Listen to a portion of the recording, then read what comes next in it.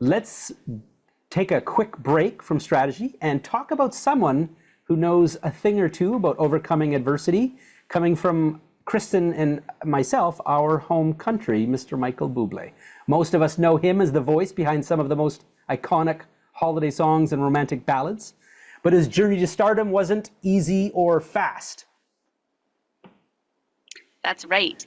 And before he was selling out in arenas, Bublé was singing in hotel lounges, cruise ships, and nightclubs, often too small and distracted audiences. So he spent years hustling and performing wherever he could just to get noticed.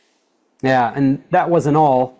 Record labels at the time didn't know what to do with him. You know, big band jazz, crooner style vocals. It wasn't what was trending in the pop music world. So he heard no over and over again, but he refused to give up. And eventually he got a lucky break, an invitation to sing at the wedding of the Canadian Prime Minister's daughter. And that's where he met Grammy-winning producer David Foster. So let's watch this little clip about him. The next morning I got a call and he said, I work with the Honorable Brian Mulroney, the Prime Minister of Canada. And he said, his wife is here in Toronto and she'd like to meet you.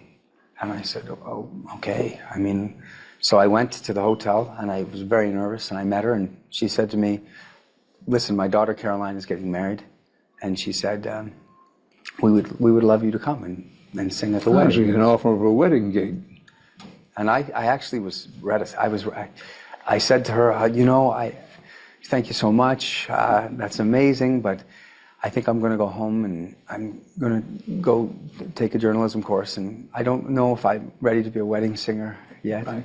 And she said, you know, David Foster, the producer, will be there. And my eyes opened.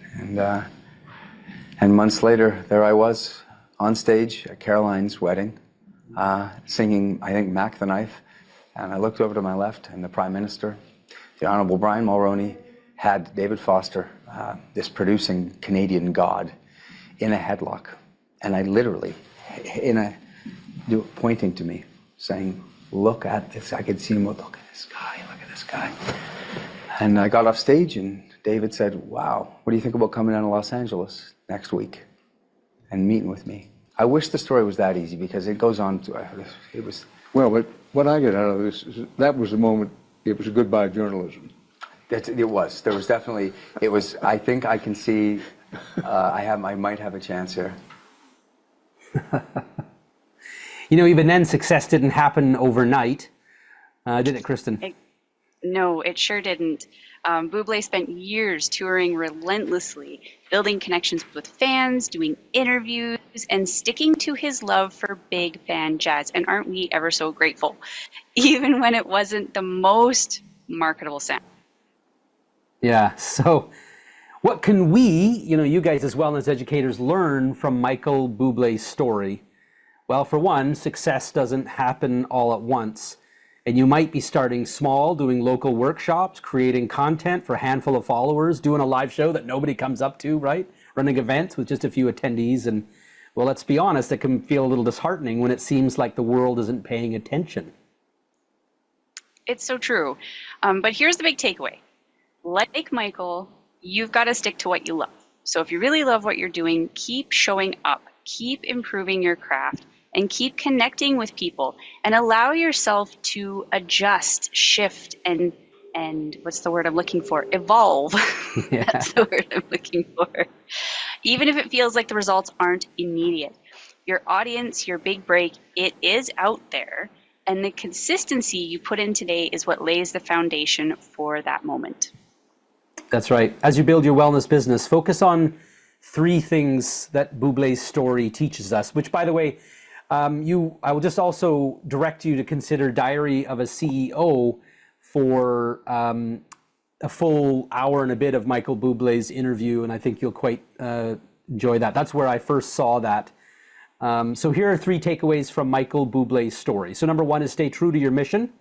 Know your niche and stick with it. Even if it's not mainstream right now, your unique approach is what sets you apart. Be persistent, keep showing up, whether it's a social post, a one-on-one strategy, or a community event.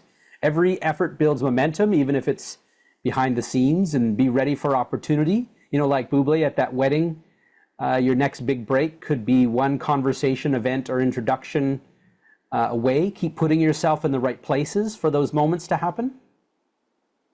Yeah. And so whether you're hosting discovery groups, leading a challenge, or sharing your expertise through content, just remember Michael's story. Every step matters and every connection brings you closer to your goals. Yeah, exactly. The audience that's meant for you is out there, and with time, consistency, and dedication, and you guys narrowing your messaging down, right? That's why we want to talk about the wellness struggles, so that your audience that you're targeting is going to be able to hear and be attracted to you. So as you're dialing in your messaging and getting better at what you do, you're going to find your people. So keep showing up, and your big break will definitely be around the corner.